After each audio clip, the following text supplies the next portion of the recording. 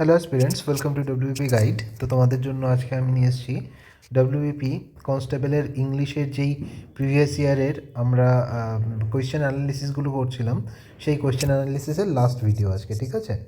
এই ভিডিওতে এই ভিডিওতে কিন্তু আমরা আজকে 2021 সালের লেডি কনস্টেবলের যে মেইনসের ইংলিশ কোয়েশ্চেনটা ছিল, সেই মেইনসের ইংলিশ কোয়েশ্চেনের আমরা অ্যানালিসিস করব।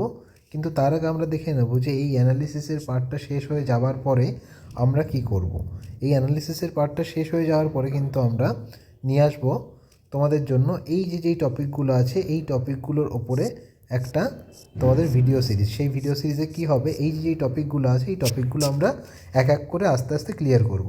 একদম প্রথমে আমরা ন্যারেশন চেঞ্জ, দেখো এই ভিডিওগুলো জেনারেলি তোমার ম্যাক্সিমাম 15 to 20 মিনিটসের হবে, ম্যাক্সিমাম 15 to 20 মিনিটসের ভিডিওস হবে, ঠিক আছে? সেই ম্যাক্সিমাম 15 to 20 মিনিটসের ভিডিওতেই কিন্তু এক একটা টপিক কভার করার চেষ্টা করা হবে। যদি একটা ভিডিওতে না হয়, সেখানে দুটো ভিডিও আসতে পারে।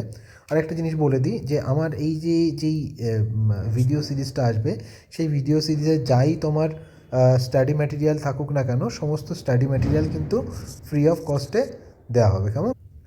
আমরা narration voice change, conditional sentence যেগুলো আছে, এগুলো করে যাওয়ার পরে, বা মোস্ট ইম্পর্ট্যান্ট এররের ডিটেকশনের যেই রুলগুলো আছে, আর ইম্পর্ট্যান্ট এবং ফ্রিকোয়েন্টলি আস্কড ভোকাবুলারি, এই প্রথম চারটের ক্ষেত্রে তোমাদের ক্লাস নোট বা স্টাডি মেটেরিয়ালের হয়তো প্রয়োজন নাও হতে পারে, কিন্তু এই 5 নম্বরটাই কিন্তু স্টাডি মেটেরিয়ালের প্রয়োজন হবে। যে মোস্ট ফ্রিকোয়েন্টলি আস্কড সিনোনিমস কোনগুলো আছে, অ্যান্টোনিমস কোনগুলো আছে, সেগুলো মনে রাখার জন্য কিছু সহজ ট্রিক্স বা ওয়ান ওয়ার্ড সাবস্টিটিউশন যেগুলো আছে, বা ইডিয়ামস যেগুলো আছে, এইগুলো নিয়ে কিন্তু আমরা করে নেব আমাদের যেই ভিডিও সিরিজ ডাব্লিউবিপিতে, যেটাতে আমাদের 7/10 এটা টার্গেট থাকছে, সেই সিরিজের এগুলো থাকছে।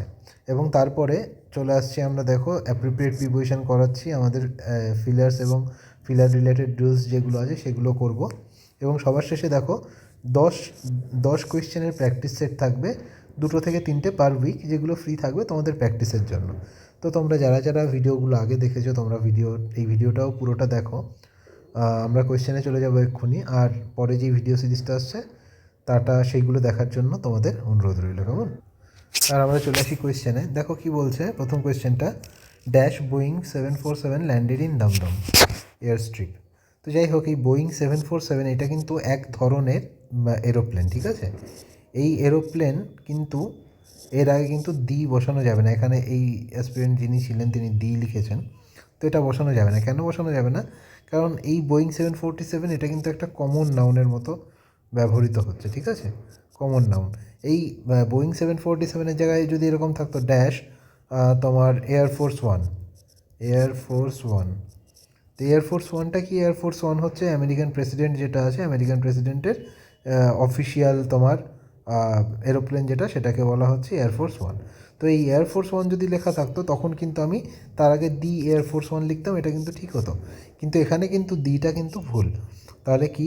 Dash Boeing 747। তো এ বোয়িং 747 ল্যান্ডেড ইন দমদম, এখানে আর্টিকেল বসাতে হচ্ছে একটা, ঠিক আছে? পরের প্রশ্নে চলে যাচ্ছি, feel in the blank with appropriate preposition. I rest dash your promise. তো আই রেস্ট আপার না, I rest on your promise. Resting on your promise মানে হচ্ছে, কেউ ধরো তোমার ওপর কোনো একটা প্রতিশ্রুতি দিয়েছে, ঠিক আছে? সেই প্রতিশ্রুতি ওপর তুমি ভরসা করে আছো, সেই প্রতিশ্রুতির ওপর ভরসা করে আছো যে সেই প্রতিশ্রুতি সে মানবে, এবং তার ফলে তোমার কোনো একটা কিছু হবে। তো কোনো প্রতিশ্রুতির ওপর ভরসা করা, সেটাকে রেস্ট অন ইওর প্রমিস হয়, ঠিক আছে? Option B correct answer. পরে দেখো এখানে আরও একটা ফিলার দিয়েছে, the acrid smell is offensive dash me. তো দেখো অফেন্সিভ এর পরে কিন্তু অ্যাপ্রোপ্রিয়েট প্রিপোজিশন, মানে অফেন্সিভের সঙ্গে অ্যাপ্রোপ্রিয়েট প্রিপোজিশন টুই কিন্তু বসে, ঠিক আছে? অপশান এ এটা correct answer, offensive to me. Suddenly A dash of wolves attacked.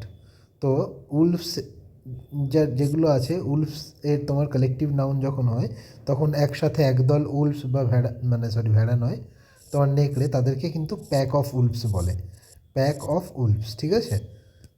আর এখানে হার্ড অফ কি? হার্ড অফ কাউজ হয়, ঠিক আছে? কলোনি অফ অ্যান্টস হয়, আর ফ্লক অফ তোমার শিপ হয়, ঠিক আছে? বার্ডসও বোধহয় হয়, ঠিক আছে? বার্ডসও বোধ হয়, এটা আমার এখন এক্স্যাক্টলি মনে আসছে না, তবে ফ্লক অফ শিপও হয়।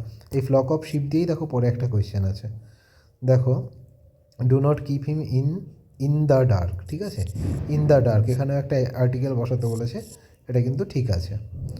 হি ইজ অ্যাবসর্ভড ড্যাশ স্টাডিজ, অ্যাবসর্ভড মানে কি, কোনো কিছুর মধ্যে মানে শোষিত হয়ে যাওয়া, তো মানে স্টাডিজ বা পড়াশোনা, সে পড়াশোনার মধ্যে শোষিত হয়ে গেছে, যেহেতু পড়াশোনার মধ্যে শোষিত হয়ে গেছে সেই জন্য হি ইজ অ্যাবসর্ভড ইন স্টাডিজ, ঠিক আছে।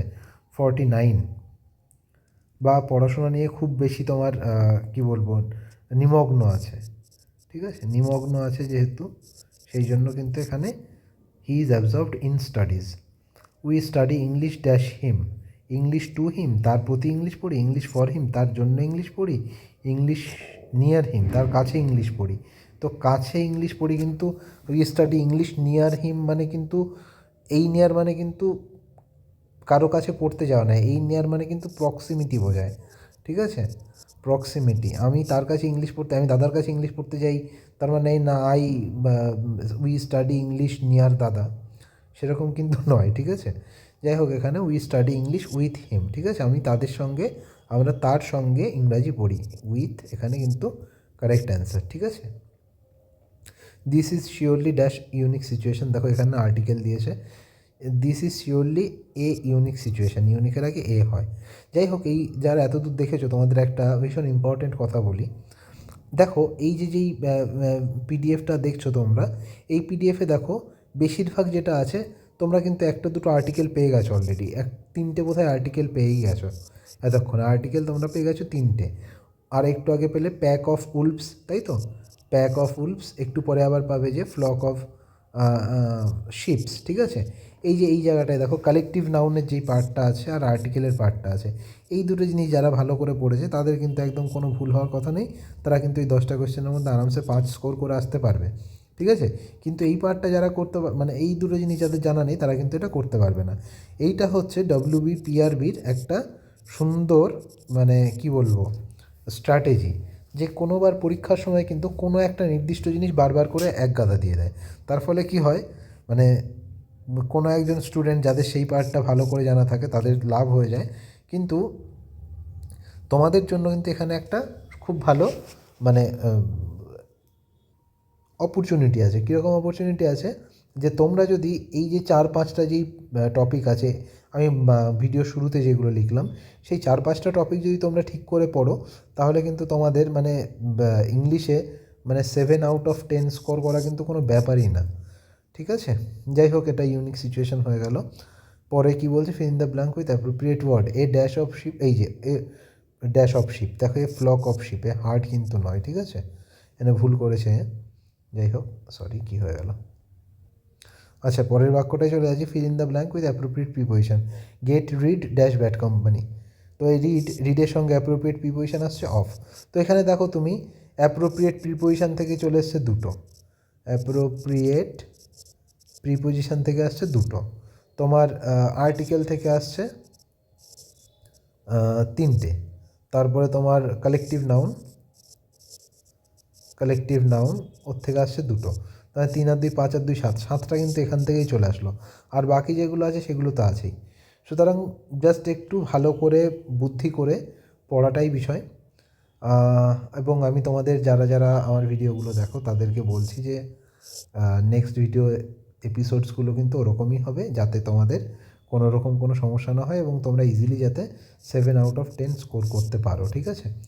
যারা যারা ভিডিওগুলো দেখো সাবস্ক্রাইব করে রাখতে পারো, আমারও ভালো লাগবে, আমি মোটিভেশন পাবো। আর যারা যারা এত দূর অবধি ভিডিওটা দেখেছো তাদের অনেক অনেক ধন্যবাদ। Thank you, best of luck for your studies.